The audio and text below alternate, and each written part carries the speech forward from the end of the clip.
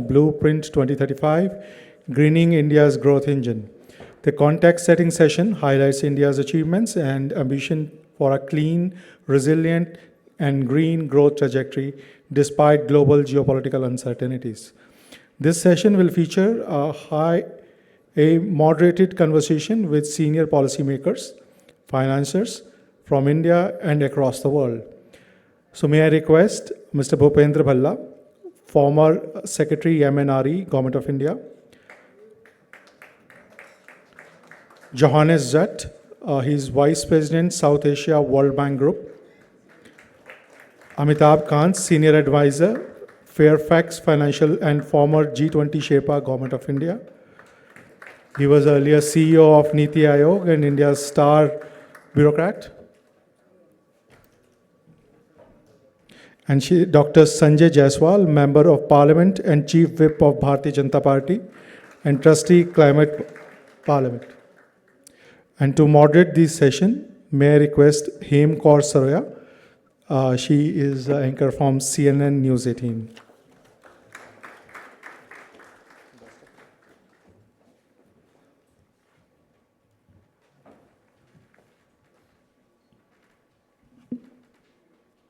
I hope everyone can hear me. All right.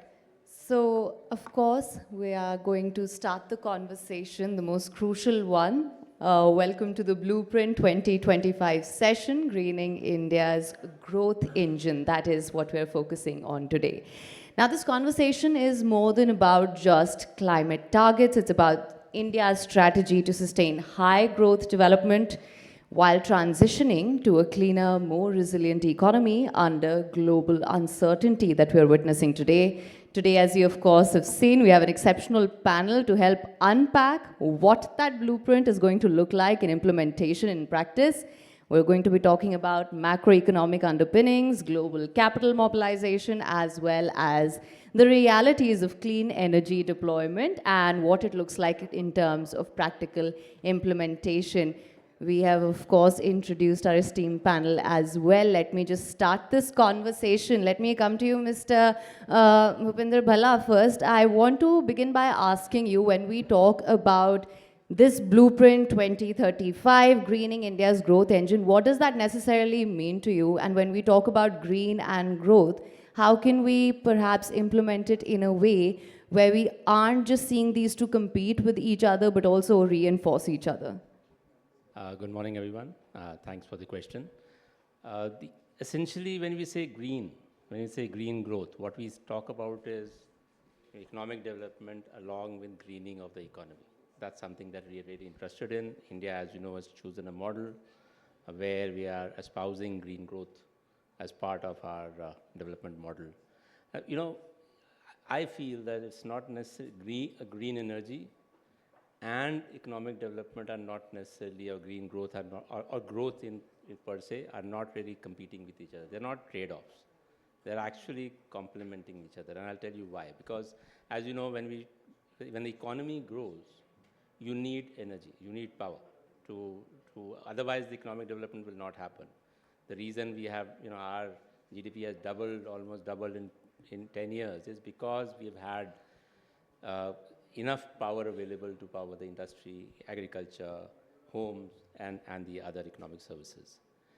It's also important to note that, when we talk about greening, when we have chosen a model where capacity building is encouraged. But along with capacity building, we are also encouraging manufacturing. That's something that we are doing. We do not want to be dependent on other nations for our green growth. And therefore, this manufacturing, which is building into our, the green economy, is helping the growth as well. Of course, we need a lot of investments if you support the increasing renewable energy in the power sector. We also need increasing investments in grid stability, grid expansion, modernization, digitalization of the grid, and so on and so forth. So what is happening is that all this is leading to a growth which I would term as a green growth. rather than growth per se. Maybe I'll stop at that. I hope that answered the question. All right, thank you so much for that, Mr. Zal. Let me just come to you on this as well. Now, as the Vice President for South Asia, you have inherited a region undergoing deep economic and environmental transitions. Now, from your vantage point, what should be the guiding principles for multilateral support, especially from the World Bank, to help a large emerging economy like India align with its ambitions? So thank you very much for that question, and I'd like to thank the Bharat Climate Forum for inviting me to join today. I think the first thing I want to say in response to that is what is the overall ambition that India should be pursuing at this stage in its development from an energy perspective? And I think in one sentence, I would say that it needs to be greening its energy supply. It also needs to be greening its energy demand. Doing those two things together will improve its energy security and at the same time improve the resilience of both households and firms to climate vulnerability. So that's in one sentence what India should be doing. The costs of doing this are significant, but India is a developing country and it's going to require spending money to achieve the energy security that it needs and to support its ambition for achieving Viksit Bharat by 2047. Our estimate in the World Bank is that greening energy supply, which basically means further investment in renewables, in hydropower, in safe nuclear energy, will require about a little under $70 billion per year going forward, of which about 50 billion over the next 4 years, each of the next 4 years, would go to doubling the amount of power available in the country. About 12 billion would go to improving grid stability, and about 10 billion to enhancing storage. So these are large numbers. On the energy demand side, greening energy demand, what needs to happen is, and there's a lot of opportunity to do this in India, there needs to be a very substantial reduction in the intensity of energy use per unit of output. Today, India is using about twice as much energy per unit of output as the average for emerging economies and developed economies. So there's a lot of scope to reduce energy intensity, which would help green energy demand. And those two things, greener supply, greener demand, will give us higher energy security. So your question was, what are the policy levers that enable us to do this? And I think there's essentially four things that the government needs to do. The first and most important is to provide a comprehensive, stable, and transparent policy framework for achieving the things I said at the beginning. It's very, very difficult to get either public or multilateral development or private finance into investments in these areas if you do not have a stable, transparent, and comprehensive policy framework. This is a challenge, as N.K. Singh and Mr. Mahajan emphasized this morning, because we're in a federal context, but it's absolutely critical to making this possible. Second, we need a modernization of the financial sector in India, and that means introducing systems and regulations that enhance the ability of the economy to use guarantees, asset monetization, blended finance, and so on. And on the side of the multilateral institutions, there are things that we can also do, which N.K. Singh emphasized this morning, on leveraging philanthropies, using hybrid capital, securitization, et cetera. And that's what we're targeting in the work that we're doing in the World Bank Group. Third would be the government can help set priorities by targeting interventions in the energy sector that promote those things that I started out by saying: greener energy, supply, energy demand, ways of enhancing firm and household resilience to vulnerability. So targeting investments, prioritizing investments, signaling to the market the direction in which it wants to travel is also critical. So that's the third one. And then I think the fourth thing, just building on what my neighbor here said earlier about the confluence of development and green energy, keeping a strong focus on essentially a triple bottom line, which is you can make investments in development, which are at the same time investments in energy sustainability, affordability, reliability, and also household and firm resilience. So ensuring that you're looking at all investments from that perspective would also be very, very important. All right, I hope we were all taking notes there. Now, Mr. Amitabh Kant, let me just come to you and let's just build on this further. You understand best that the Indian industry faces multiple simultaneous pressures from climate impacts. We're talking about carbon standards, global supply chain. We've talked about this. Now, what transition risks are most underestimated today, in your view?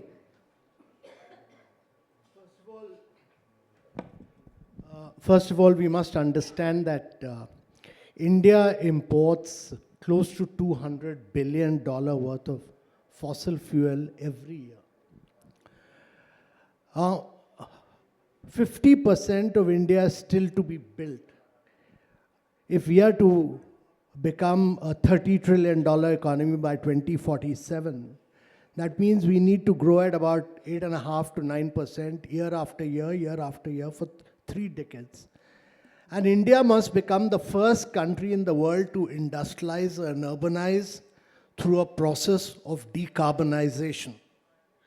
And this means that we need to declare an industrial war on decarbonization. We are the only country in the world which has actually demonstrated its ability to do vast amount of solar. We've been able to do 50% of our total energy based on renewables at low costs. No other country has been able to do it.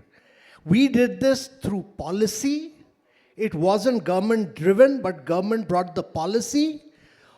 Private sector did it, and private sector could attract private equity, venture funds, etc. They brought in the technology. So policy is critical. Your ability to attract private finance from across the world through private sector is important. And they bring in then the technology. So policy, technology, finance, all these 3 things are critical. What we are seeing today because of geopolitics in one part of the world is a war and annexation for fossil fuel. What India must demonstrate is our war on decarbonization. And in the next 5 years, India must demonstrate its great ability to become a champion in solar, wind, battery, or entire supply chains. Not one component, but entire supply chains. Because you need to, from being an importer of fossil fuel, India needs to become an exporter of clean energy. And only India can do it because no other country is climatically blessed as India is. No other country has the climatic condition which India has. Today we produce green hydrogen at $4.50 per kilogram. The Prime Minister's objective is that by 2030 we should be producing green hydrogen at $1 per kilogram, and that means that we will become the cheapest producer of green hydrogen, the cheapest exporter of green hydrogen, the biggest, largest manufacturer of electrolyzers in the world. Now, all this from moving from an importer of fossil fuel to an exporter of clean energy by 2030 means that you need clear vision and strategy, you need industrial policy at scale, you need absolutely cutting-edge supply chain execution, and to my mind, ruthless implementation for the next 8 years, and that is what India must demonstrate across solar, across wind, across battery, and critical mineral processing.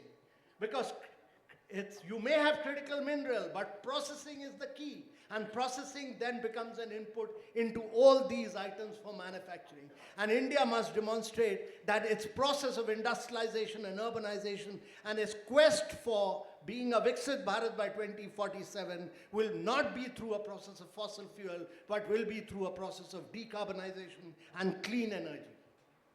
All right, so you raised a lot of pertinent issues there also. Now, Dr. Jaiswal, let me just come to you if you would like to expand on what Mr. Khan just said. And also, over the last decade, India has made visible progress also on climate action, continuing to grow its economy. We've seen that. That's been demonstrated in this answer, previous answer as well. As a senior parliamentarian and someone who has worked in clean energy segment, what do you see as the key success factors behind this momentum, and which policy choices would you say have most effectively aligned climate action with this? Good morning, everyone. In my opinion, it's the leadership. Since last 15 years, we have changed a lot, and especially in renewables and energy efficiency. These two have driven what we have achieved in the last 10 years. We started as simply putting our solar parks and wind parks here. But soon we have made a transformation. We did a proper commitment. When we introduced it was quite costly, but still we are putting the same commitments which we have earlier promised. And that has transformed. And second thing is energy efficiency. It is started with Himachal Pradesh. Himachal Pradesh was the first state under Mr. Dhumal that they distributed free LED bulbs to each and every citizen. And within 1 year, they were able to save 56 crore rupees. After 2014, the transformation occurred in whole India. We distributed 36 crores LEDs under Ujala scheme, and that saved 9,000 megawatts of electricity. Especially, it worked a lot at the peak hours when it was needed. Slowly, we put renewables at each and every level.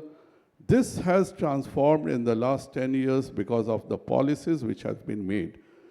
We were encouraging it. We have got a Prime Minister who started introducing renewables to Gujarat as a Chief Minister. And when he became our Prime Minister, in Paris, everyone was skeptical that what India is going to do and what will be its commitment. But when we announced that we will be putting 175 gigawatts by 2030, that time I was there in Paris, everyone was shocked how you can do that. We achieved this milestone by 2022. We have committed 500 gigawatts in 2030. And this is only because of the commitment of the leadership. And the government is determined that we have to achieve our energy efficiency, as well as in last 10 years, we have put whatever the problems we are facing, slowly we have took it as a challenge, we solved it, and ultimately, till now, we have achieved, which nobody has thought that India could do it at the time of Paris. And now, last year, we were the second biggest producers of renewables, and that proves if the policies are proper, if the leadership is committed for climate change, climate protection, then things will happen, and we have shown the way that how a developing economy can transform itself from fossil fuel. We are still dependent on fossil fuel, but we are changing it very fast, and last 10 years has been transformative on renewables and energy efficiencies. Now what Mr. Amitabh Kant was saying, this is our next stage, and we are going to achieve it in next 8 years or 5 years. Definitely, yes, what Mr. Kant has said. Thank you. Thank you so much, sir. Now, Ms. Bala, let me just come to you also. When we talk about the promise of India, of course, there are a lot of challenges that lie ahead also, and let's just address them one by one. If we were to talk about green hydrogen, solar storage, renewables, all of that, of course, requires not just generation, but a robust manufacturing and supply chain ecosystem as well, something that Mr. Azhar also touched on earlier. So what's your take on the key policy levers there, which he has, if you want to build on what he said earlier? Just to add to what the my fellow speakers said, one is going into the nitty-gritty. One is that we have a system of encouraging domestic manufacturing, as I mentioned. So we have a policy called ALMM, Authorized List of Modules and Manufacturers, under which we mandate that modules made in India must be the ones which can be used in India. This. And we have a similar policy for wind turbines as well. Now, this has been very, very important to the increase in the manufacturing size in the country. This policy must be followed consistently and continued, because this has really helped in our increasing our manufacturing base. It needs to be expanded. DVA, the domestic value addition component, must be included so that it becomes a little more robust. It now, as you know, it is now being expanded to the upstream components as well, and that is very important. If you don't want to be only the last stage manufacturer, but the entire value stream, then you must have manufacturing across the entire chain, and this is something which must continue. Secondly, storage is going to be very, very crucial. Now we are in, if you talk to the industry, you talk to the discoms, they are still a little, apprehensive about the variability of renewable energy. So therefore, now that the bidding that is happening, a storage-based tender which is happening in India, you're getting world record prices.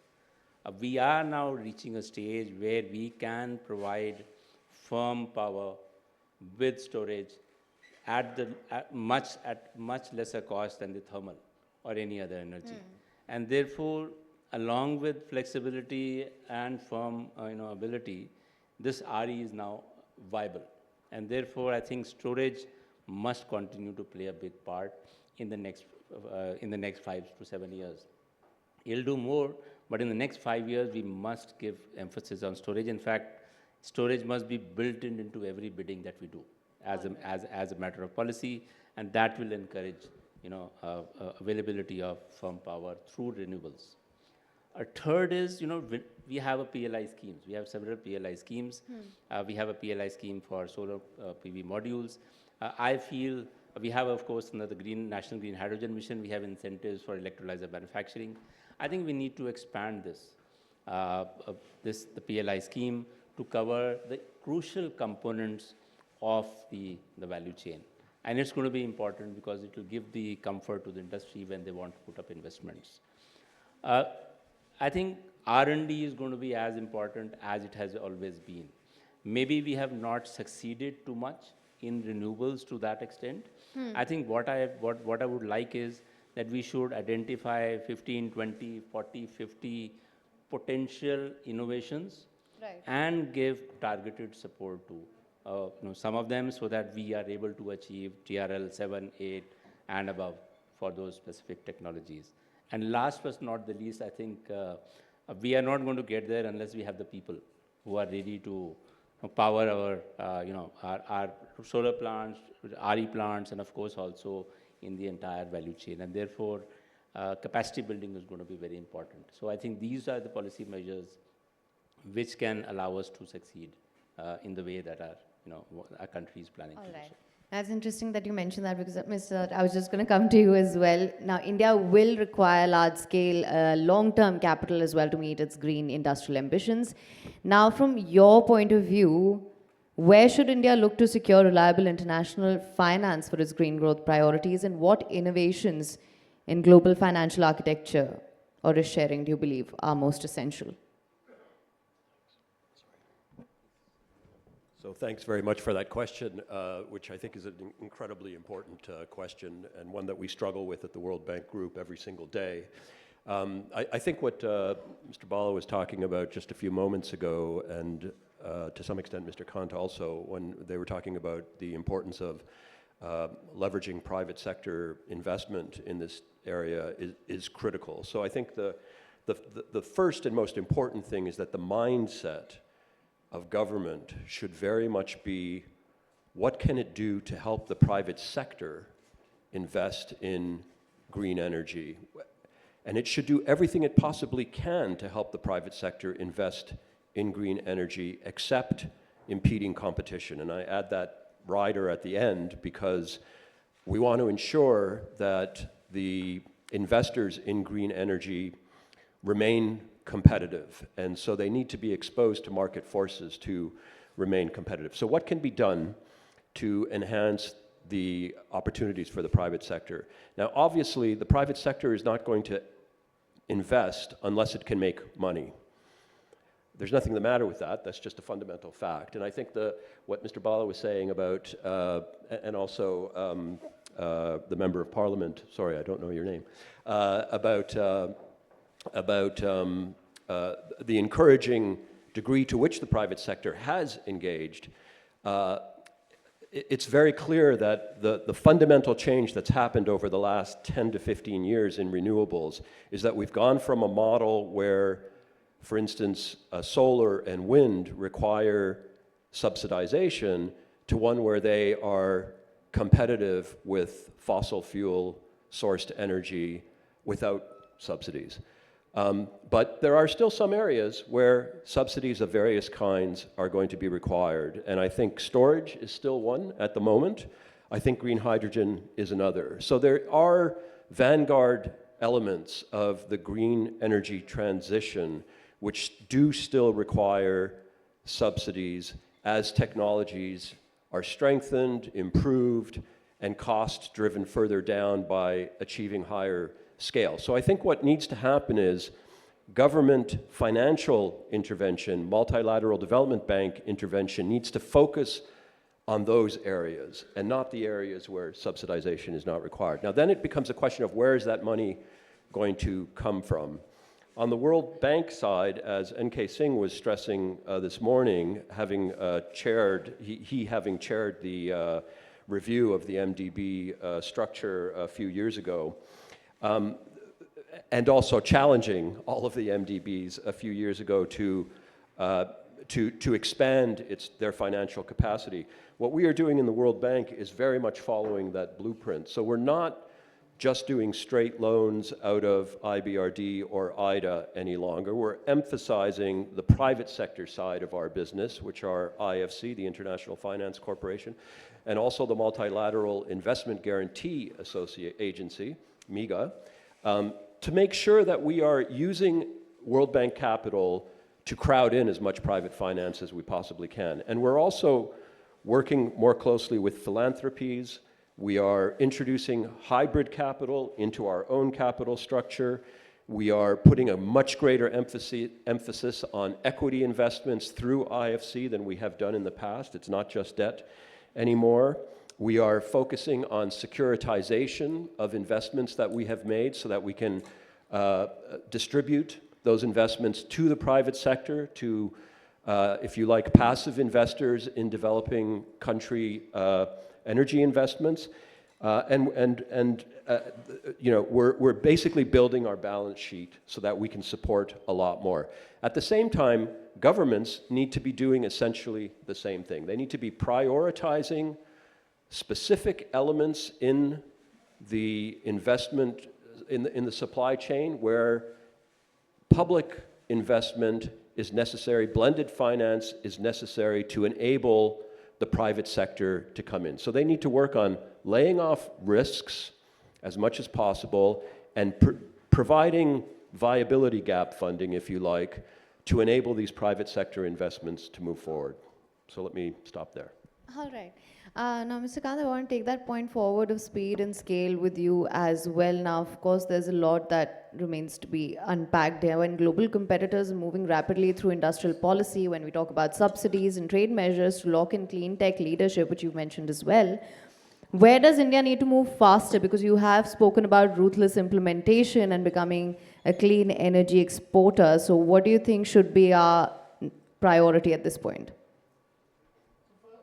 First and foremost, India has time and again demonstrated that it can use its size and scale to bring down prices very sharply. India has procured 500 million LED bulbs, brought down the price of LED bulbs to about 18% of their original price. 18% of their original price.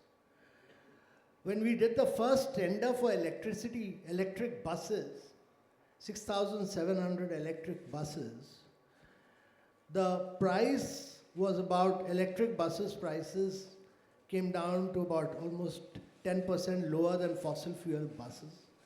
The Prime Minister said next tender should be for 10,000 buses, third tender will be for 30,000 buses, fourth tender for 100,000 buses.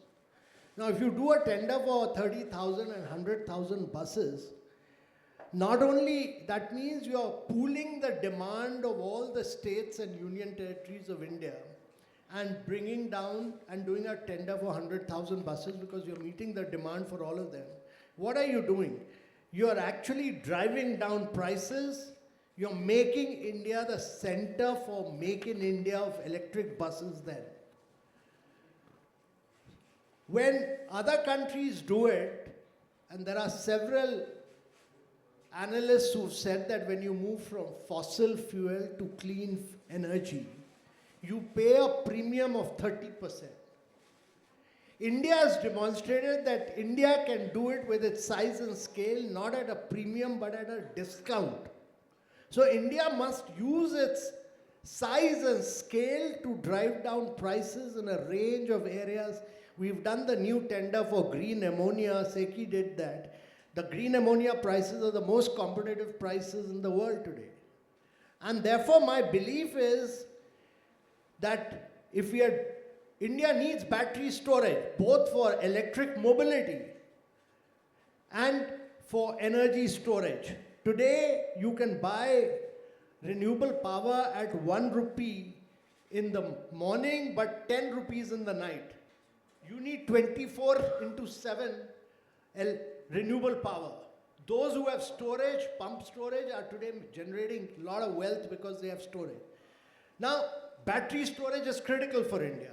If India does large-scale tenders for battery storage, large-scale tenders, and that's why I'm saying that ambition for large-scale tenders, only India can do it. No other country in the world can do it. Only India has the climatic condition to drive renewables and battery storage and green hydrogen. And these are three areas where India can be the next global champion, move from being an importer to exporter of clean energy. And India should do it not at a premium, but India can do it at a discount. And my belief is that India's private sector is top class, India's success in renewable energy is because of being government policy, but private sector execution. And that's why this policy, private sector play, technology, big scale tendering is very critical to growth. And policy is critical because India, and policy, I'm giving you just one example, that we have to move from, given the quality of air, we have to move from fossil fuel to electric vehicles quickly. By 2030, the entire NCR must be electric vehicles to my mind, because that's the only form of vehicles which is zero emission. Nothing else is zero emission. Now, policy clarity must come in. All government vehicles must go electric. If all government vehicles go electric, then the prices will automatically fall. Money will automatically flow to private sector. There's no shortage of money in the world, let me tell you. There's no shortage of money. There is a shortage of well-structured bids. There's a shortage of well-structured projects. India has the entrepreneurship, India has the size and scale to drive change. And that is what we must do to become the global champion of decarbonization. All right, thank you so much for spelling that out for us. Dr. Jaiswal, let me just come to you on that. Also, looking ahead, and Mr. Kant has obviously demonstrated where we can be, what we can be prioritizing at this point. Looking ahead, which climate-linked growth areas do you see as the biggest opportunities for India, not only to accelerate economic growth, but also to strengthen economic resilience? We have to concentrate on three things. First, manufacturing our all renewable plants. And the whole ecosystem has to be make in India. We are giving PLIs, but I still believe that now PLI should be attached with at least 50 to 70% local manufacturers. Involvement should be there in the industry, then only PLI will be more fruitful to us. So we have set a target of 500 gigawatts by 2030, so we have to move in this direction. The second, and that can generate a lot of employment also, where the expectation is that 5 million employments can be generated through this. Another 3 million can be generated through electric vehicles. We have got our commitment that 30% EV by 2030. So we have to move in, and that will bring down the prices of batteries also. In last 1 year, we are seeing how the prices of storage has declined. So if we move in that direction, it will help us to achieve our goal. And third is energy efficiency. We cannot take it lightly. We have to think about in villages now with net zero cold storage policy has been transformative. Like pump storage policy, we were the first one who made a pump storage policy in the world. Similarly, now we are going ahead with critical minerals and obtaining them in Make in India form will help to generate employments, as well as we have to achieve our goal. And to achieve all these things, we need a proper policy. And for proper policy, we need a bipartisan in parliament, there should be a unison. If we involve our opposition also together, like what we are doing in climate parliament, that we involve all the parties. In 2009, I remember we all members of climate parliament went to meet Mr. Manmohan Singh, and we requested him, and we helped them in JNURM.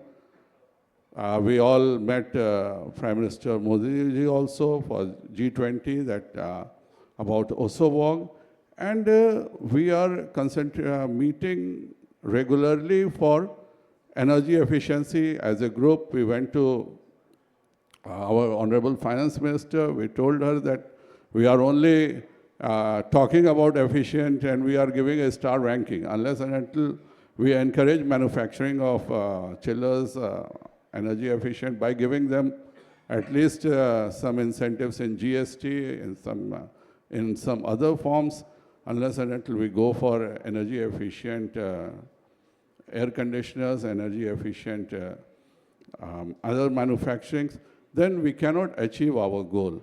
So I think renewable energies, manufacturing, EV manufacturing, and energy efficiency, these three will achieve what we want to do. Thank you.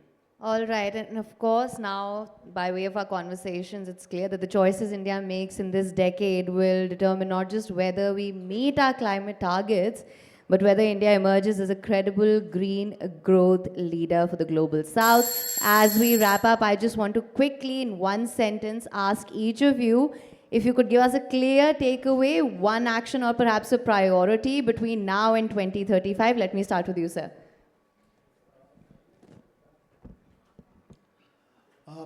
To my mind, India needs to really, one area where India can have huge competitive strength is green hydrogen and green ammonia. Yes, sir. Looking forward, India has a tremendous opportunity to create a green economy that produces green jobs. which will enable it ultimately to export clean technology as well as products and services that are green and that will fetch a very high price on global markets. So this is a real opportunity for India. I think we cannot waver from the path of green growth we have chosen. It has been successful till now, and it can be successful in the future, provided we have clarity and consistency of policy and a system which supports us. I think net zero clean tech industrial parks. And we have to support them financially, we have to support in the land. And once we achieve net zero industrial parks for renewables, then only we will be achieving rest of the things. All right, I would like to thank all of you for the most enriching discussion and dialogue, and thank you so much for really setting the context and the tone for the day. Thank you so much for your time.